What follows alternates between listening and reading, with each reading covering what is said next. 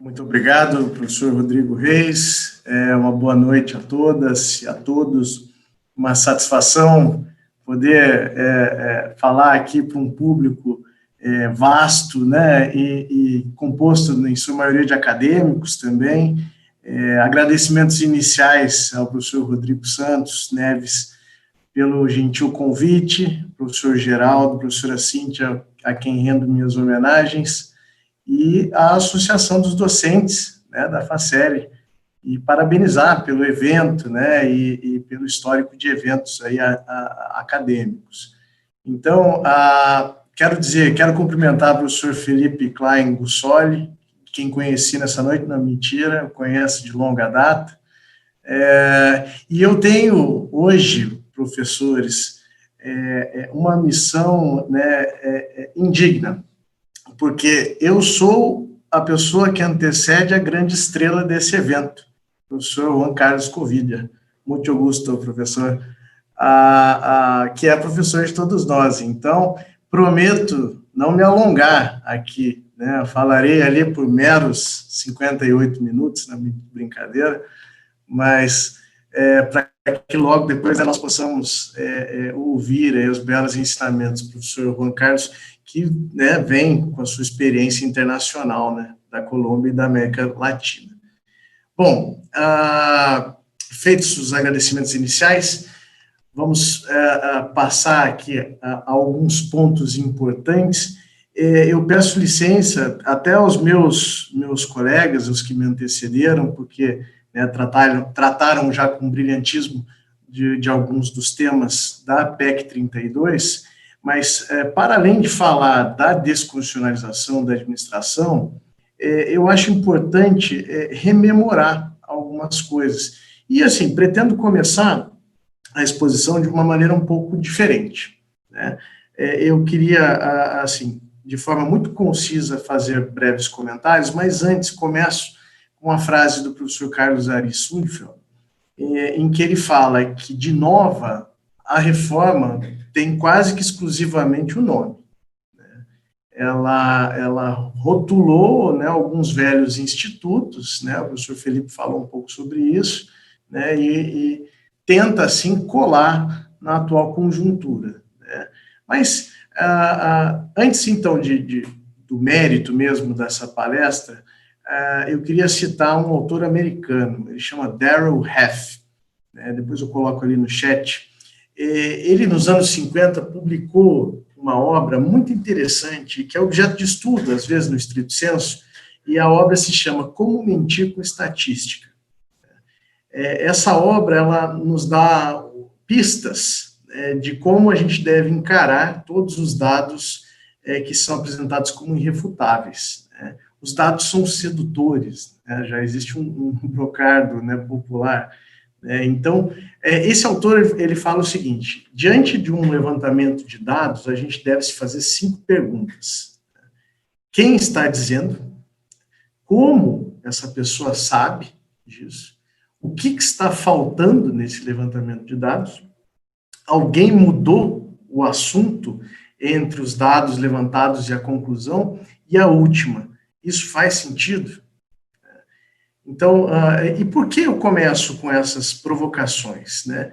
Porque, em se tratando da PEC da reforma, a parcialidade, né, é a primeira característica que a gente tem que procurar, né? Afinal de contas, está sendo proposta por um governo eventual, né, que ocupa hoje o executivo, né?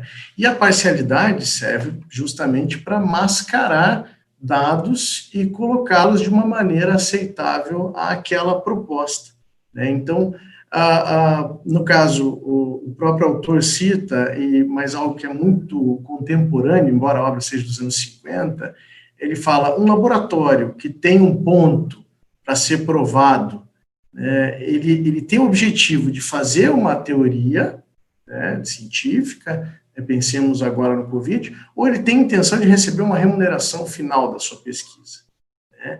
Os jornais, né, a grande mídia, que eu vou mencionar daqui a pouco, será que eles estão atrás de notícias impactantes, né, tão somente, ou de informar fatos que entendeu importantes, né, independente do viés do meio de comunicação.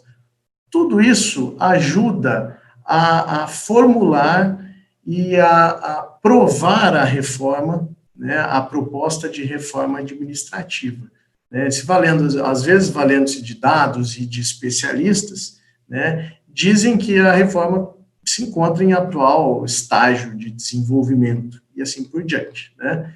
Para além disso, né, é preciso entender se está faltando algum número, se esses números brutos são completos, se individualizou as categorias, que a gente vai falar daqui a pouco, se tem disposto cada classe de servidor, os prós e contras, as proporções do número de servidores para os serviços oferecidos, âmbitos federal, estadual, municipal, ou, né, diferenças entre outros países, tudo conta, né, para passar a impressão de que é preciso ou não fazer uma reforma.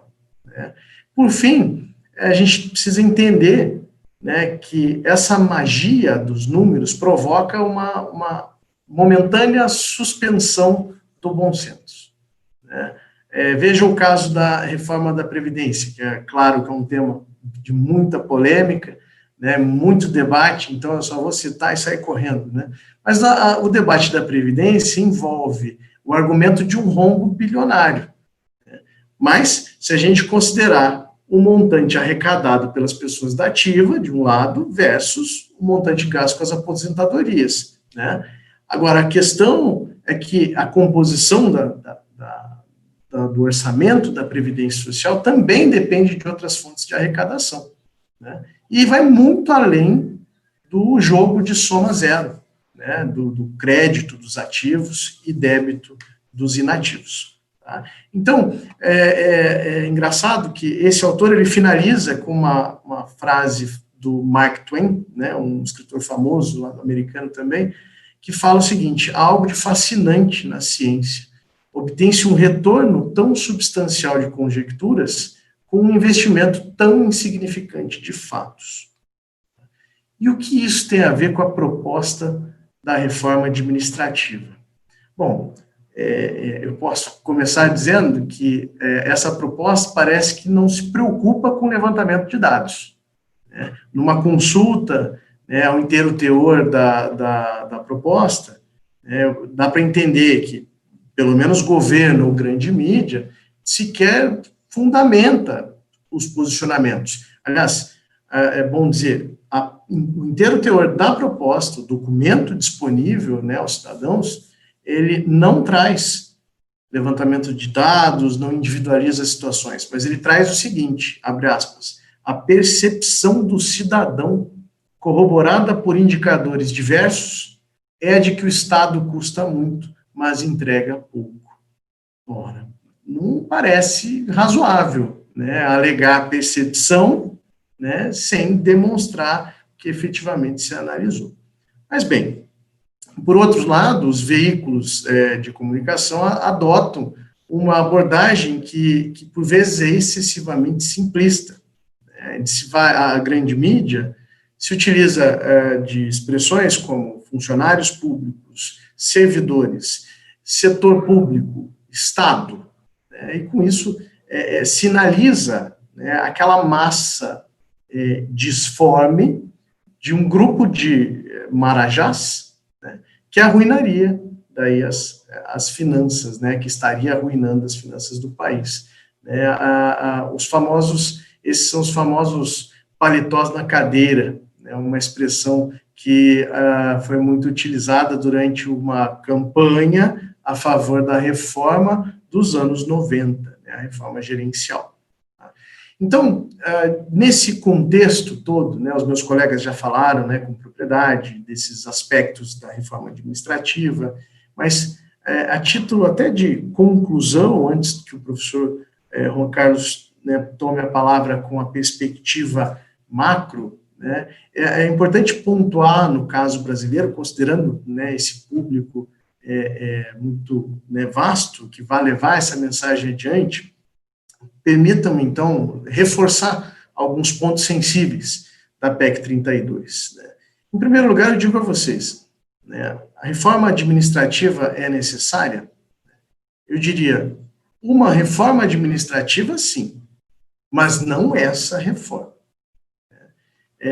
De fato, a gente tem super salários, né, rendas muito desiguais, não são razoáveis, né, mas, por outro lado, justamente por ter esses super salários de um lado, né, e os salários modestos de outros, que esses dados têm de servir para uma discussão mais científica, mais detida, né, tanto sobre onde dentro do serviço público estão esses supersalários, né? Falamos Ministério Público, Judiciário, o Serviço Federal, né? Ou também sobre qual é o retorno que esses supersalários trazem para a sociedade, se eles se justificam ou não. A discussão perpassa por esses critérios também, né? Então, depois de fazer essas advertências iniciais sobre como mentir com estatísticas, também eu trago alguns dados. Né? Falo, poxa, mas está contraditório. Não, é que eu procuro atender com dados oficiais quesitos que nós levantamos há pouco. Né? Então, os dados que eu trago são do IPEA, né? E complementando agora, principalmente o que o professor Felipe falou.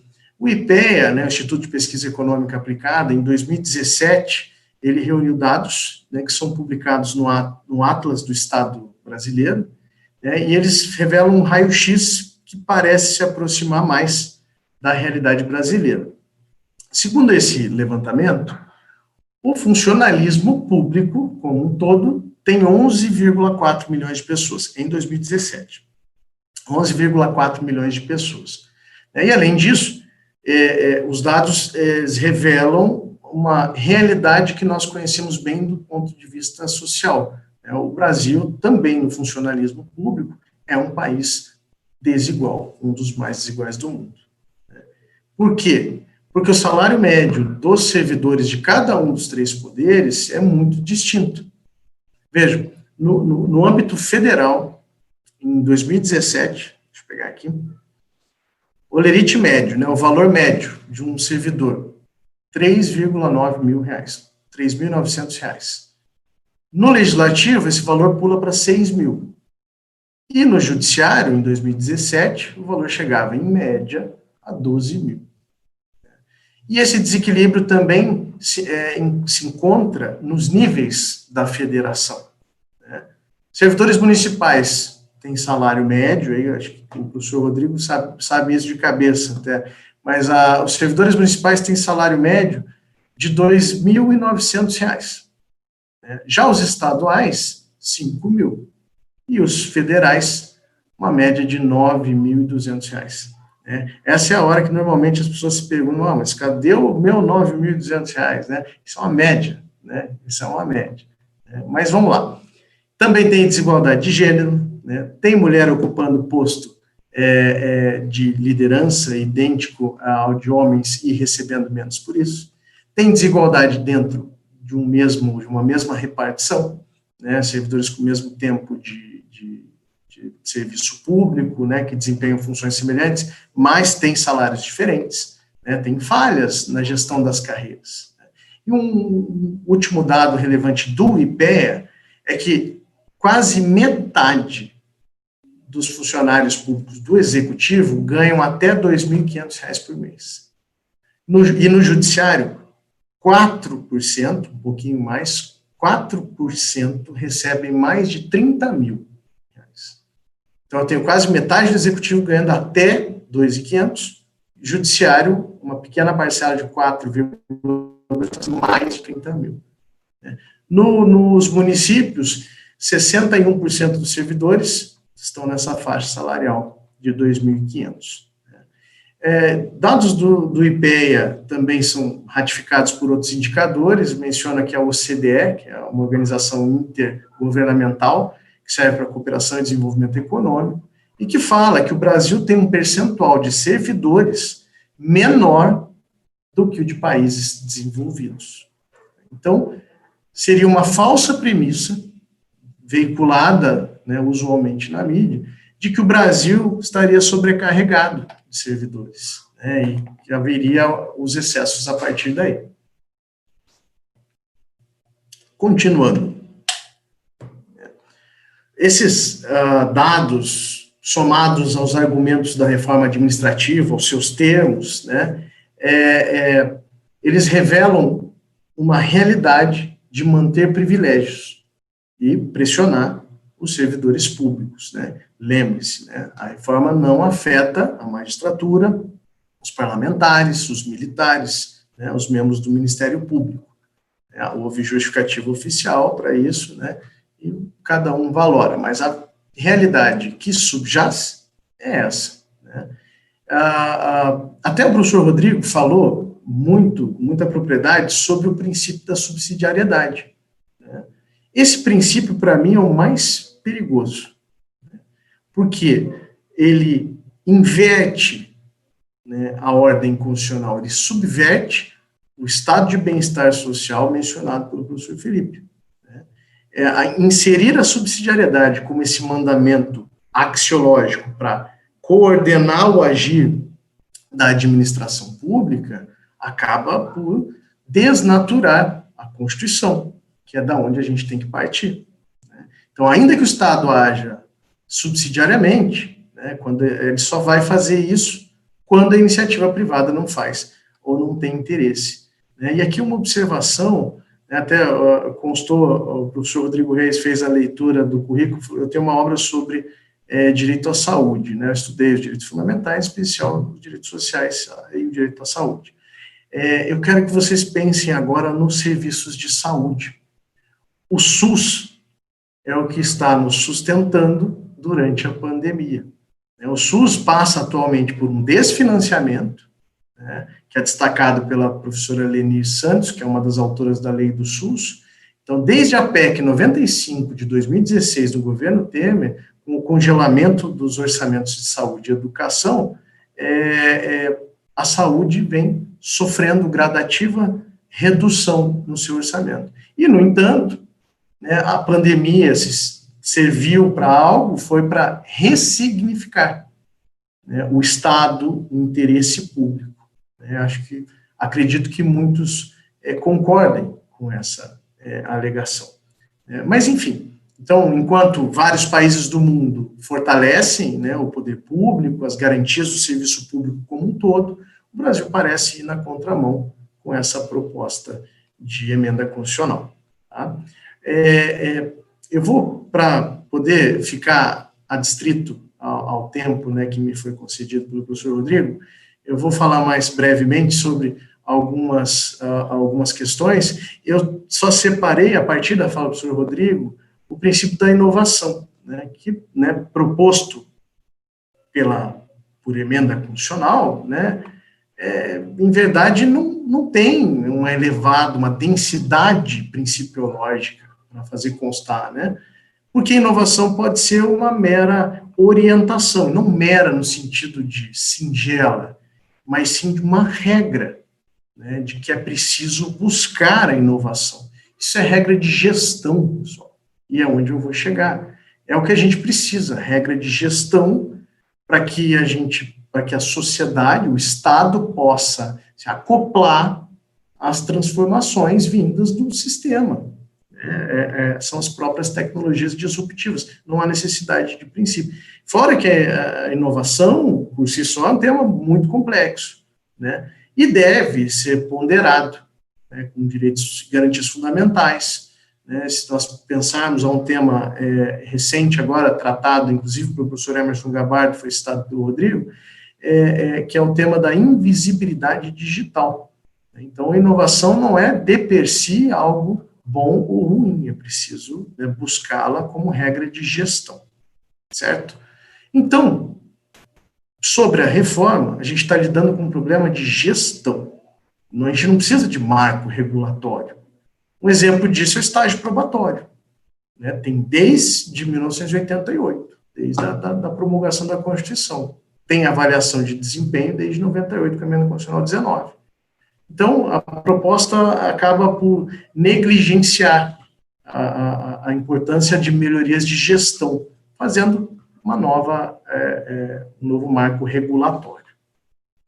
Certo, pessoal. Eu vou passando adiante, né, falando sobre especificamente os pontos, né, que me cabem na desconstitucionalização. Posso dizer que, ao fim e ao cabo, a PEC da reforma promove a desconstitucionalização do setor público, permitindo que os chefes eventuais do executivo desmontem o Estado, até mesmo por medida provisória, né? O que pode gerar um grande nível de precarização, como dito, né, pelos colegas. Mas como assim? Como que essa reforma vai ser operacionalizada? E aí chegamos, né, ao ponto central. Então, na prática, né, a proposta de emenda à Constituição, ela mexeu muito pouco com o andar de cima, né, do serviço público. Mas, quando se fala em desconstitucionalização, estamos falando da ampliação de poderes do presidente da República. Um aviso importante que, para falar de desconstitucionalização, é preciso um estudo muito sério dentro do direito constitucional. É preciso falar dos limites ao poder reformador da Constituição, né? E aqui cito artigos do professor Daniel Wunderhaching, né, que trabalham com essa questão, né? Quer dizer, não pode ser feito de maneira assodada, né? A desconstitucionalização significa um visível excesso de poderes na reforma conferidos ao presidente, que pode trocar. Apareceu um aviso aqui, Rodrigo, mas acho que é normal, né, do Zoom, para controlar a câmera. Tá. Então, há um visível excesso de poderes conferidos ao presidente para trocar isso, trocar aquilo, fazer de forma sem que haja um respeito ao próprio sistema de freios e contrapesos. A minha exposição fica no artigo 84, porque, aparentemente inofensivo, ele permite que o presidente, na sua prerrogativa, faça a extinção, a transformação de órgãos, né, da administração, na direta e na indireta, mexa em cargos vagos, modifique carreiras, né, e com isso acaba por exacerbar o seu poder constitucional, né. Há quem diga que o artigo 84 não muda muita coisa na PEC, né, que tornaria a reforma mais leve, né, mas o ponto importante é a linha D do inciso 6º do artigo 86, proposto pela PEC. Por essa linha, então, tudo isso que a gente falou sobre extinção, transformação, fusão, a administração pública, autárquica, fundacional, pode se dar por decreto. Olha só. É aqui que tem a desconstitucionalização e até mesmo a deslegalização da administração de serviço público. A PEC vai conferir o poder total para regular a estrutura administrativa do governo, quando hoje é feito tudo por lei, tanto para criar quanto para extinguir. Então, a desconstitucionalização, esse nome difícil que o professor Rodrigo me passou, na verdade, ela troca de nome, né, uma expressão bonita, que ela quer dizer algo bem mais simples do nosso entendimento. Essa é a famosa canetada. Com uma canetada, o chefe eventual do executivo pode fazer a fusão, a transformação, a extinção de ministérios, a extinção de autarquias, de fundações, né, a fusão entre elas, sem depender do Congresso. Tá? Então, pensemos aqui que, de repente, uma autarquia não mais condiz com o pensamento de dado governo eventual. É possível que o chefe do executivo eventual, que está ali, né, durante o mandato, faça extinção. Então, não me importa o meio ambiente, vamos extinguir o IBAMA, né? O IBGE não me importa, não preciso mais dos estudos do IBGE, posso fazer a fusão, sei lá, com o INCRA. Né? A pessoa acordar um dia sem INSS. E outra, como é eventual, acaso haja um movimento pendular ideológico, o próximo governante pode vir a criar tudo. E o serviço público fica no meio disso. Né? A questão tratada pelo professor Felipe, dos meios de provimento, né, e dos cargos públicos, se um cargo que eventualmente tem uma remuneração de R$ 5.000 pode ser transformado em 5 cargos de R$ 1.000. Tudo sem passar pelo Congresso. E também sem a necessidade sem que haja a prerrogativa do acesso ao judiciário. Porque, em havendo uma proposta de emenda à Constituição aprovada, né, o judiciário não terá como atuar para repreender eventual excesso, certo? Então, nos estudos, né, feitos e nas lives, né, assistidas e que participei, eu já ouvi o termo de que a PEC se revela uma nova PEC do Estado Novo. Isso porque os poderes de poder extinguir, ou modificar, ou transformar, são semelhantes àqueles do Getúlio Vargas, né, quando editou, inclusive quando outorgou a Constituição de 37, né, e tivemos isso também durante o regime militar. Então, diante de tudo isso, dá para dizer, essa reforma tem um caráter contrário à própria noção, né, de federação, de república, de justiça social. Né? Pode dar aso a uma série de retaliações, né, por parte do governo eventual, né, e, enfim, todo tipo de decisão em que necessite apenas de uma adequação aos métodos formais, amoldou ali ao decreto, é possível fazer. Isso tem áreas de autocracia, né, em que a democracia acaba sendo, né, vilipendiada em certos momentos, certo? Então, em suma, a gente tem ainda muito que pensar, né, mas que a PEC faz cair por terra alguns princípios importantes, né, e deixa de contribuir para um serviço público mais profissional, mais qualificado, isso me parece uma premissa verdadeira. Né. Fora, tem vários outros pontos, eu já excedi o meu tempo aqui, que me foi dado de 25 minutos, né, não há sequer a definição do que é uma carreira típica de Estado, não tem lei falando sobre isso. Quer dizer, se eventualmente os servidores das forças de segurança, né, ou, no caso, os delegados, ou os procuradores, né, da República, se eventualmente forem considerados como carreira típica de Estado, função finalística do Estado, e depois acaba por investigar onde não deve dentro do governo, pode sofrer o problema de ser relegado a outra categoria, né, retirando, né, algumas prerrogativas. Tá? Então, vejam, o problema em si não é desconstitucionalização. Não precisa colocar tudo também na Constituição. Né? Dá para fazer regulamentação por lei complementar e lei ordinária. Né? Não dá para ter tudo. Não precisa também tratar de licença-prêmio, férias, adicional por tempo de serviço. Não precisa. Isso pode ficar dentro dos estatutos, do regime jurídico único, né, que cairá por terra caso aprovado. Então, por fim, né, chegando ao fim dessa breve fala, para não perder mais tempo, né, comigo, para que ouçam o professor Juan, o professor Paulo Modesto, da Universidade Federal da Bahia, ele diz que a reforma administrativa, ela é de má técnica legislativa e parece ter sido feita para ser refutada, né, como foi tratado. Né. O governo faz uma reforma para não aprovar, por alguma misdirection, né, alguma coisa, eventual discussão outra. Né.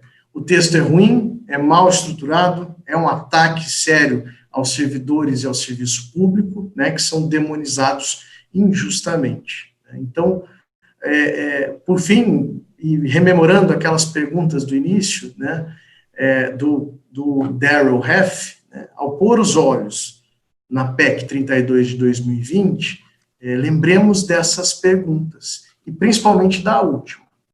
Isso faz sentido?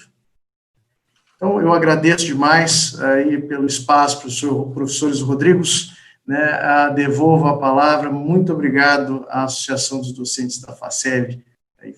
Obrigado.